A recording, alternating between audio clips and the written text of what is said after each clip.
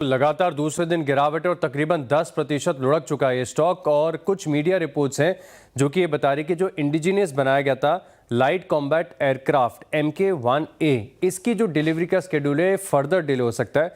दरअसल अगर आप देखें तो यहाँ पर मार्च 2025 यानी पिछले साल इसकी डिलीवरी होनी थी, जो कि फिर अभी इस साल मार्च के एंड तक की डेडलाइन थी। यानी फिर आप समझ लीजिए कि मई तक की जो डेडलाइन है इस तक भी ये ऑर्डर कंप्लीट देखने को नहीं मिल सकते।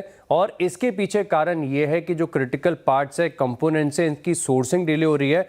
अच्छा, एक बार ये पार्ट्स मिल भी जाते हैं तो फिर इसका इंटीग्रेशन करना पड़ता है, तो इस सब में बड़ा समय लग रहा है। इसी के चलते अगर आप देखें तो डेडलाइन यहाँ पर मिस हो सकती है। अब कंपनी की तरफ से कहना यह है कि 5 जो एयरक्राफ्ट हैं ये रेडी हो चुके हैं, लेकिन मीडिया रिपोर्ट्स ये कह रही हैं कि ये जो 5 तैयार हो चुके हैं ये फिट एंड प्रॉपर नहीं है पूरी तरीके से इंडक्शन के लिए। जब तक सारे पैरामीटर्स पर फिट एंड प्रॉपर नहीं होता तब तक इंडक्शन बिल्कुल पॉसिबल देखने को नहीं मिलता है। हालांकि कंपनी अपनी तरफ से देखे तो तैयारी लगातार करती जा रही है और बेंगलोर में इनकी एक इंटीग्रेशन फैसिलिटी है। इसके बाद इन्होंने नासिक में भी कामकाज शुरू किया।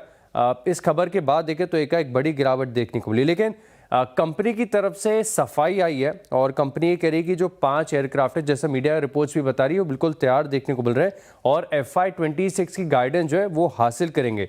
ये बता रहे कि GE से करीब 5 इंजन इन्हें मिल चुके हैं और आगे की जो स्थिति की सप्लाई है ये भी थोड़ी सी बेहतर तरीके से देखने को मिल रही है। कंपनी बता रही कि 9 एयरक्राफ्ट पर काम जारी है और यहाँ से आगे भी अगर आप देखें तो यहाँ पर डिलीवरी एज पर शेड्यूल देखने को मिलेगी और इंडियन एयरफोर्स के साथ ये लगातार तालमेल के साथ बातचीत करते जा रहे हैं। लेकिन अब दिक्कत की बात यह है कि पिछले 2 दिनों में जिस प्रकार की रिपोर्ट्स यहाँ पर देखने को मिली है, ब्रोकरेज हाउस का भरोसा इस स्टॉक के लिए घटा है।